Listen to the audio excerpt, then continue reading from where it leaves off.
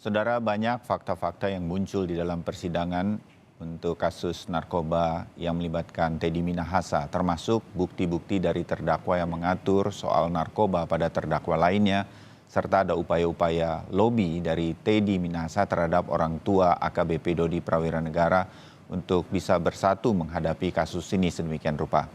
Bagaimana analisa terkait dengan kasus ini dan apa yang sudah terungkap di persidangan? Kita akan segera membahasnya dengan sejumlah narasumber untuk Breaking News Kompas TV. Ada pakar hukum pidana dari Universitas Tarumanegara, Heri Firmansyah, dan juga Direktur Eksekutif dari LEMKAPI, Lembaga Kajian Strategis Kepolisian Indonesia, Dr. Edi Saputra Hasibuan. Bang Edi, Mas Heri, selamat pagi, salam sehat untuk kita semua. Ya, selamat pagi Ya, juga. Pak Edi, sejak awal LEMKAPI memang sudah mengatakan ini harus dikawal sedemikian rupa karena narkoba peredarannya ada di kepolisian, ini udah sesuatu yang mengejutkan begitu. Makin terkejut nggak dengan fakta-fakta yang kemudian terungkap di persidangan sedemikian rupa sampai sejauh ini, Pak Edi?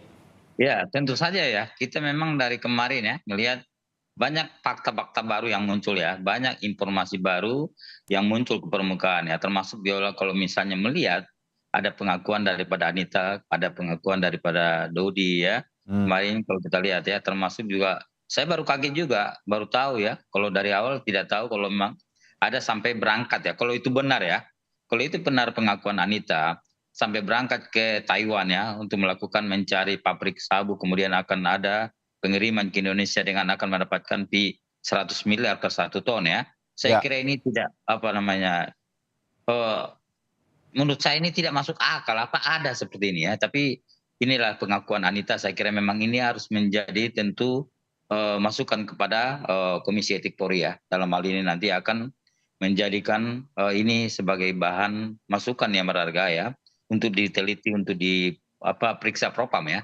Dalam hal ini untuk mengecek kebenaran ini ya. Karena kenapa Pak?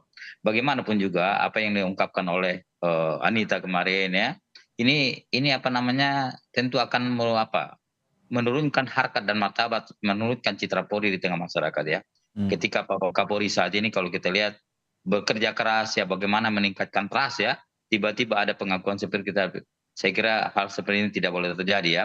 Ini bukan lagi polisi, kalau ini benar ya, kalau ini benar, ini bukan lagi polisi menurut saya, tetapi ini adalah bagian daripada mafia narkoba ya.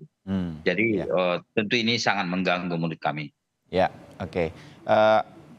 Ada concern atau langkah-langkah yang menurut LEMKAPI harus dilakukan di internal kepolisian agar hal semacam ini kita kan harus meyakini, dan saya meyakini bahwa lepas dari fakta-fakta di persidangan yang masih terus berlangsung ini, kita muncullah kekecewaan. Kita ini sedang perang terhadap narkoba, tetapi garda terdepan untuk perang narkoba ini ternyata begitu terlibatnya sedemikian rupa. Kalau memang ini benar, sekali lagi, Saya kira apa yang tentu harus saja ya. dilakukan, Pak Edi? Ya, tentu itu merupakan tentu ini akan menjadi bahan pembelajaran ya, bahan introspeksi kepada Polri ya.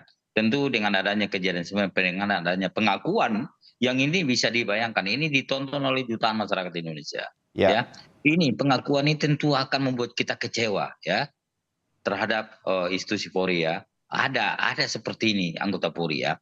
Dan kita mengharapkan memang ini akan menjadi momen ya untuk berbenah, untuk terus melakukan berbagai upaya-upaya dalam menertibkan seluruh jajaran Polri ya. Khususnya tadi ada pengakuan sampai misalnya ada mencari tadi sampai ke Taiwan ya. Kemudian ya, juga saya kira ini adalah momennya bagaimana seluruh jajaran Polri harus bersih dari narkoba. Siapa saja kalau memang terbukti ada buktinya, pecat saja kalau menurut pandangan kami. Ini lebih baik demi menyelamatkan institusi Polri daripada adanya permainan narkoba di dalamnya. ya, oke. Ini penting untuk meningkatkan kembali kepercayaan publik.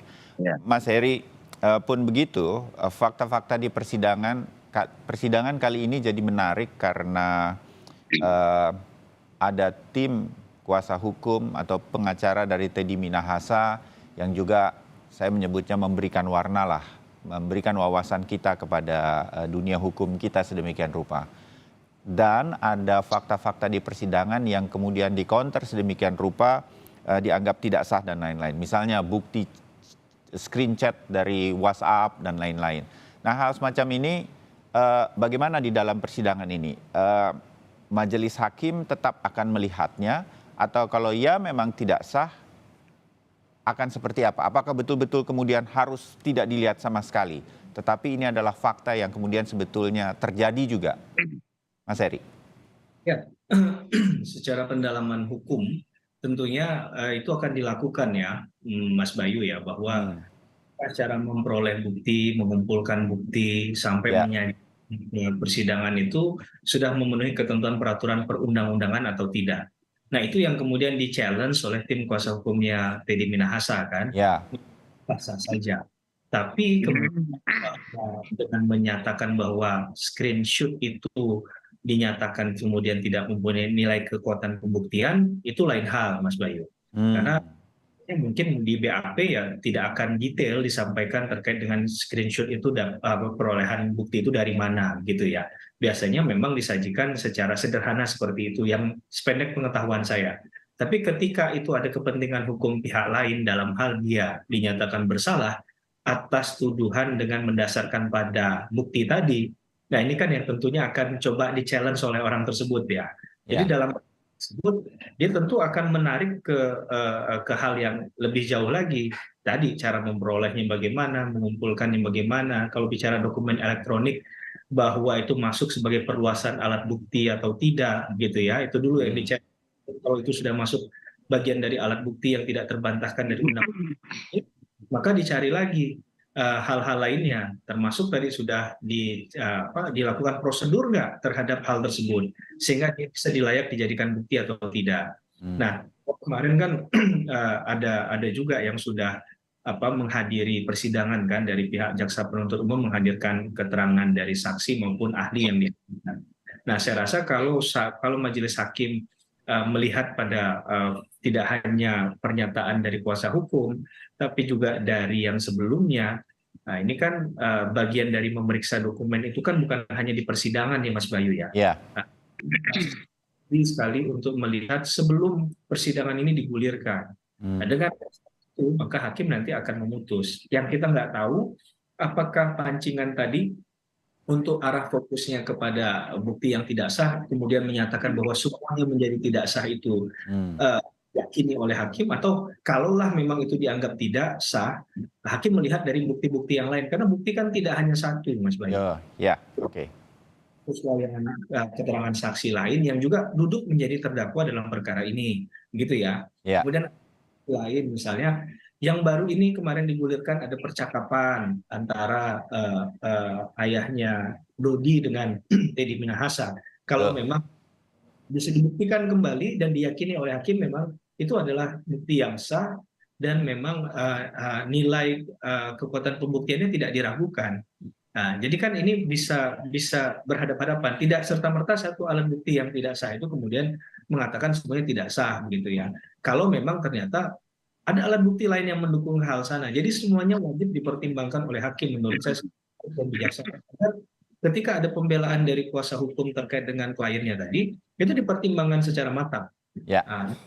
Argumentasi hukumnya mengapa misalnya hal ini dipertimbangkan, mengapa itu tidak dipertimbangkan. Nah, ini kita bicara tentang raison d'être-nya ya, atau kita bicara rasio decidendi-nya dan itu dalam putusan. Saya rasa itu yang kemudian bisa dipahami secara bersama bahwa pilihan hakim jatuh pada poin tersebut gitu ya. Oke, baik. Kita sambung lagi sebentar lagi karena saya harus jeda dulu sebentar. Kita akan kembali ngobrol lagi sebentar. Tetap bersama kami di Breaking News Kompas TV, saudara.